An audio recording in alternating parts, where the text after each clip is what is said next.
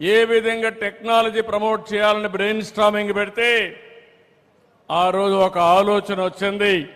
ఆ ఆలోచనలో పుట్టిందే హైటెక్ సిటీ. 14 నెలల్లో హైటెక్ సిటీ పూర్తి చేశాం. ఐటీకి ప్రాధాన్యత ఇచ్చాం. ప్రపంచంలో ఉండే కంపెనీస్ అన్ని తీసుకొచ్చాం. మన తెలుగు వాళ్ళైతే నేను ఒక మాట చెప్తే చూసి రమ్మంటే చూసి రావడమే కాదు, కాల్చి పని చేసుకొని తిరిగి వస్తున్నారు తప్ప ఎక్కడా వెనకబడరు. ఆ రోజు నేను ఒక పిలిపిస్తే తల్లిదండ్రులకు ఒక పిలిపించాను. భవిష్యత్తు ఐటీది. మీ పిల్లల్ని బాగా చదివించండి. మీరు ఎంత ఆస్తి ఇచ్చారనేది ముఖ్యం కాదు. మీరు బాగా చదివిస్తే మీరు అనుకున్న దానికంటే 1000 రెట్లు ఎక్కువగా సంపాదించే శక్తి నాలెడ్జ్ ఎకానమీకి ఉందని చెప్పాను. 25 ఏళ్లే నేను గర్వపడుతున్నా. ఈరోజు మీరు ఒకసారి చూస్తే ప్రపంచంలో ఎక్కడికి పోయినా భారతీయులు ఉంటారు.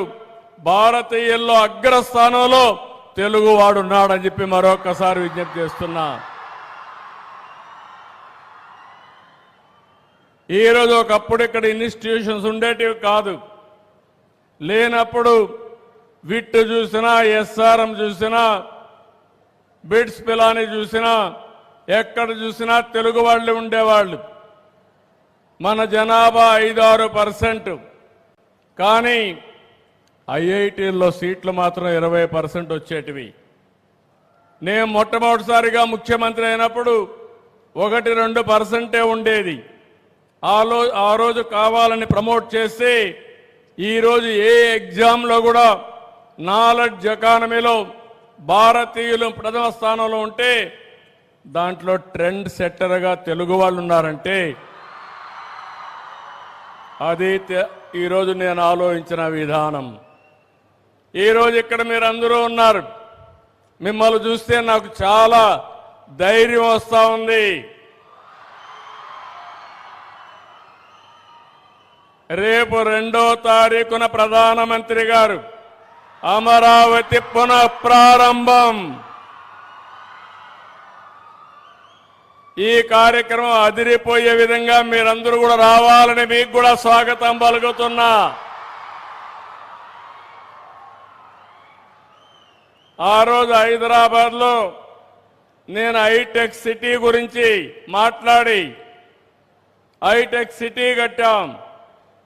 అదే మరిగా ఐటీకి ప్రాధాన్యత ఇచ్చాం. ఈరోజు కాలం మారింది. ఇక్కడే క్వాంటమ్ వ్యాలీకి ఫౌండేషన్ వేస్తున్నాం.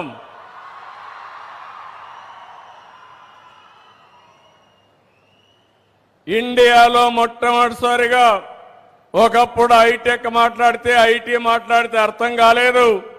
ఇప్పుడు క్వాంటమ్ కంప్యూటర్ మాట్లాడితే చాలా మంది అంటున్నారు అది ఏం చేస్తుందని.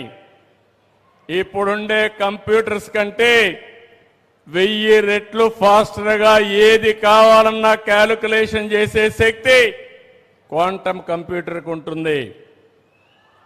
ఇంకో పక్కన ఇక్కడ పిల్లలున్నారు, వీటిలో మీరున్నారు. ఆల్గరిథమ్స్ రాసే బాధ్యత మీదే, ఏఏ రాసే బాధ్యత మీదే. ఒకప్పుడు ఐటీ అంటే తెలియని వాళ్ళు ఐటీ నేర్చుకుని ప్రోడక్ట్స్ తయారు చేశారు. ఈరోజు మీరందరూ కూడా నేను ఒకే పిలిపించాను. ప్రతి ఒక్క ఇంటికి ఒక ఏఐ యూస్ కేస్ అన్న తయారు చేయాలి, లేకపోతే ఏఐనా వాడాలని. ప్రతి ఒక్క ఇంటిలో ఒక ఆంట్రప్రెన్యూర్ తయారు కావాలి.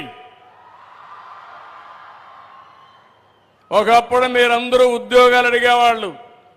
నేను మొట్టమొదటిసారిగా ఎమ్మెల్యే అయినప్పుడు చూశాను.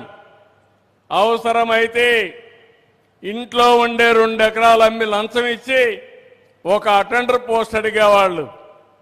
ఇప్పుడు ఎవ్వరు కూడా కలెక్టర్ పోస్ట్ వచ్చినా కలెక్టర్ కంటే ఐటీ బెటర్ అని అందరూ కూడా ఐటీ చేసి గ్లోబల్ సిటిజన్స్ అయ్యే పరిస్థితికి వస్తున్నారంటే అది తెలుగువాడి సత్తా అని మరొకసారి తెలియజేస్తున్నా.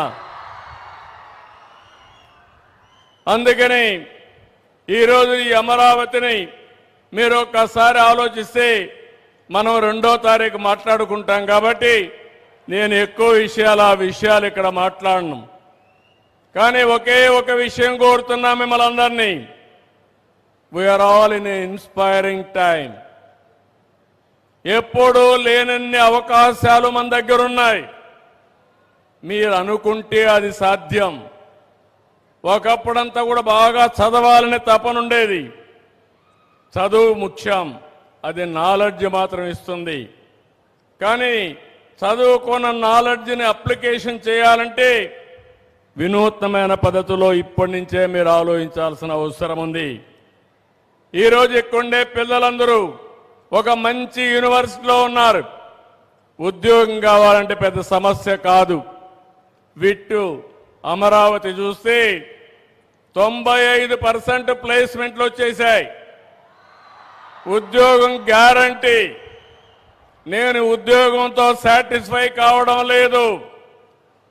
Think globally, act globally. That is what I'm expecting from my children, my students. ఇది సాధ్యమా అంటే సాధ్యం. ఎందుకంటే సిలికాన్ వ్యాలీ నుంచి స్పేస్ ఎక్స్ వరకు, గూగుల్ నుంచి మైక్రోసాఫ్ట్ వరకు, నాసా నుంచి వాల్ స్ట్రీట్ వరకు ఎక్కడ చూసినా భారతీయులే.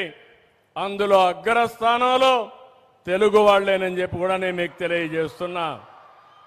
ఒక సుందర పిచ్చాయ్, నాదెళ్ల సత్య, ఇంద్రా నోయి, అజయ్ బంగా, శాంతను నారాయణ ఇలాంటి వాళ్ళందరూ ఇంటర్నేషనల్గా వెళ్ళి బ్రహ్మాండంగా పనిచేస్తున్నారు. S&P 500 బోర్డు మెంబర్స్లో భారతీయులు 25% ఉన్నారంటే నాలెడ్జ్ ఎకానమీలో ఏ విధంగా రాణిస్తున్నారు ఒక ఉదాహరణ. గ్లోబల్ కెపాసిటీ సెంటర్స్లో దగ్గర 13 నుంచి 15% మన వాళ్లే ఉండే పరిస్థితికి వచ్చారు. ఇలాంటివి అరుదైన సంఘటనలు ఉన్నాయి. ఈరోజు నేను మిమ్మల్ని అందరినీ కోరేది, తొందరలోనే రతన్ టాటా ఇన్నోవేషన్ హబ్ ఇక్కడ పెడుతున్నాం. 5 జోన్స్లో విశాఖపట్నం కేంద్రంగా, విజయవాడ కేంద్రంగా, తిరుపతి కేంద్రంగా, అనంతపూర్, రాజమండ్రి కేంద్రంగా 5 జోన్స్ పెడతాం. అదే మాదిరిగా పారిశ్రామికవేత్తల్ని, అకాడమిక్ ఇన్స్టిట్యూషన్స్ని, స్టార్టప్ ఎకోసిస్టానికి కావలసిన ఎకో ప్లేయర్స్ అందరినీ కూడా పిలిపిస్తాం.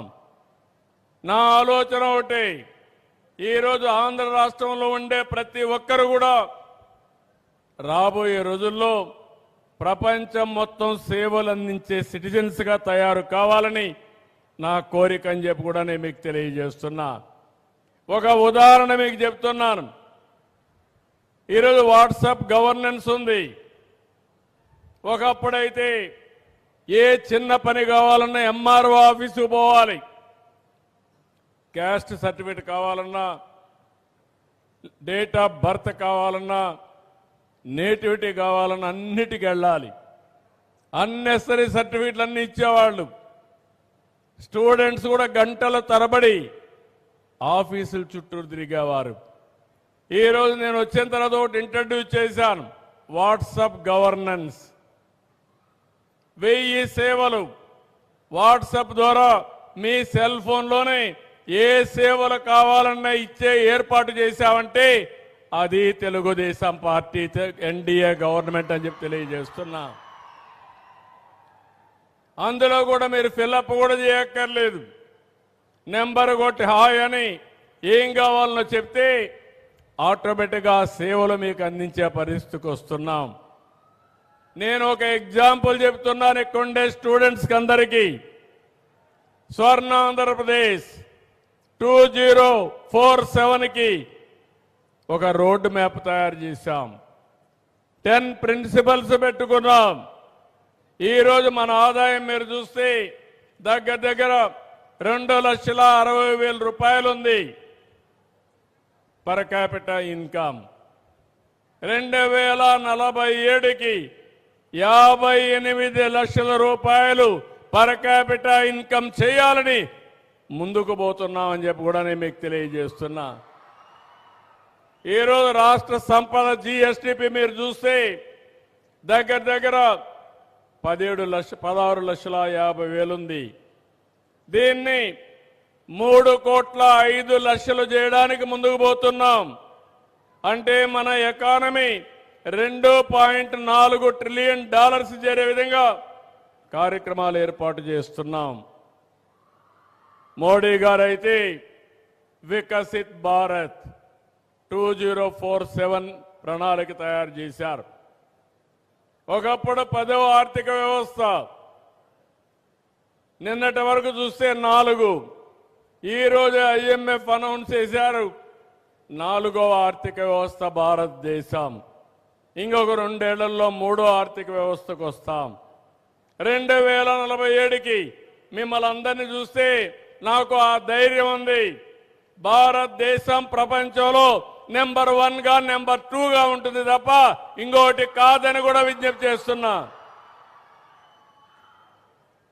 నిన్నే మనం చూశాం కాశ్మీర్లో టెర్రరిస్టులు చేసిన పని.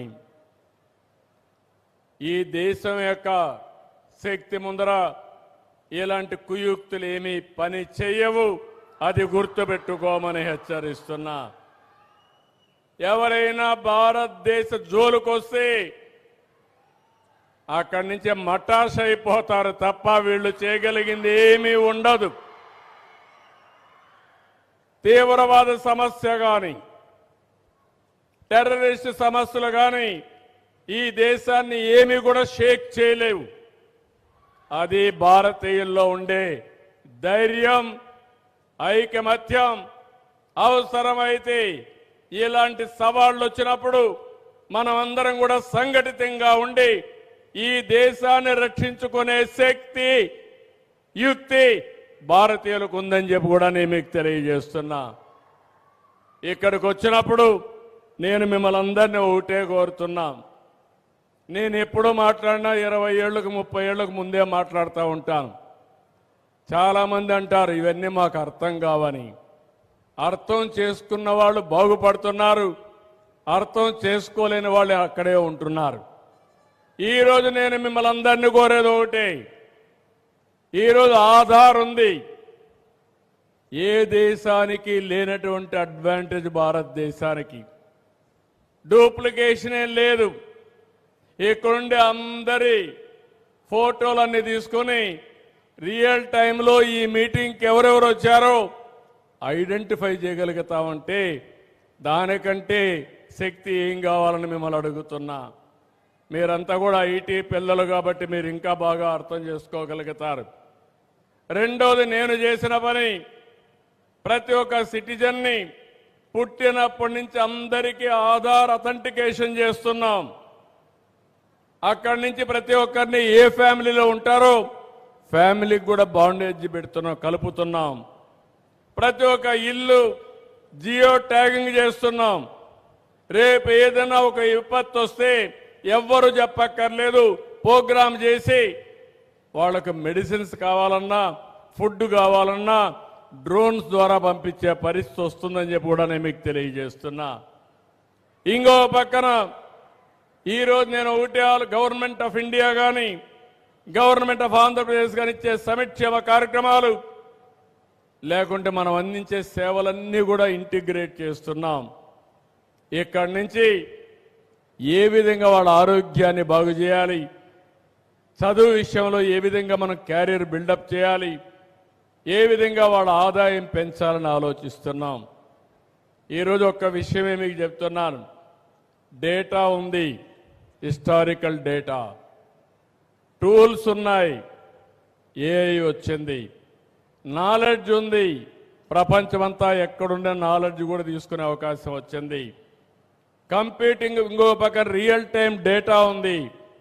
సెటిలైట్స్ వచ్చాయి, డ్రోన్స్ వచ్చాయి, సీసీటీవీ కెమెరాలు ఉన్నాయి, వేరబుల్స్ ఉన్నాయి, ఐఓటీస్ ఉన్నాయి.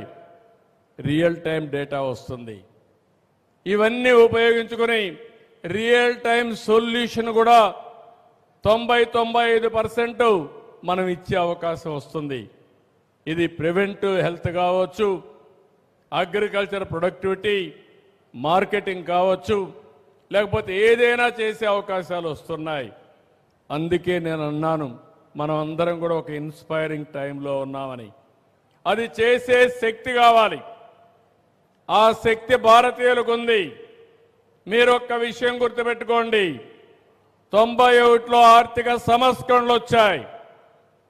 ఈ తెలుగు బిడ్డే పివి నరసింహారావు గారు ఆర్థిక సంస్కరణలు ప్రారంభించారు. అదే సమయంలో మిడ్-90లో టెక్నాలజీ వచ్చింది. మనం అందరం ఫస్ట్ మూవర్ అడ్వాంటేజ్ కింద ముందుకు పోయాం. మనకు కలిసి వచ్చింది డెమోగ్రఫిక్ అడ్వాంటేజ్, డివిడెంట్గా వచ్చింది. యువత ఏ దేశంలో ఉన్నారో ఆ దేశానికి భవిష్యత్తుకు భరోసా లేదు. అందుకే ఈరోజు భారతీయులు ఎక్కడ పోయినా బ్రహ్మాండంగా చేస్తున్నారంటే అదే కారణం అని చెప్పి కూడా నేను మీకు తెలియజేస్తున్నా. ఇక్కడ నేను ఆలోచించేది సంపద వస్తూ ఉంది. నేనే సెకండ్ జనరేషన్ రిఫార్మ్స్ కూడా తీసుకొచ్చాను. పవర్ సెక్టర్ కానీ ఇన్ఫ్రాస్ట్రక్చర్లో తీసుకొచ్చాం. దీనివల్ల ప్రజలకు బెనిఫిట్స్ వచ్చాయి, కొంతమందికి డబ్బులు వచ్చాయి. దీనివల్ల ఆర్థిక అసమానతలు పెరిగాయి. ఎన్టీ రామారావు గారు ఎప్పుడో ఒకటి చెప్పేవారు, సమాజమే దేవాలయం, పేదవాళ్లే దేవుళ్ళని చెప్పిన ఏకైక వ్యక్తి నందమూరి తారక రామారావు గారు. ఆ స్ఫూర్తితో ఇప్పుడు నేను ఆలోచించి P4 తీసుకొస్తున్నాను. Public private people partnership. High net worth individuals top 10%, bottom 20% adopt చేసుకోవాలి. మెంటర్ చేయాలి, అసిస్టెన్స్ ఇవ్వాలి. ప్రభుత్వం ఇచ్చేట అన్నీ ఇస్తాం, మీరు కూడా చేరండి. మీకు ఒక బాధ్యత ఉంది. సమాజం మీకు గుర్తింపు ఇచ్చింది. ఆ రోజు ప్రజలు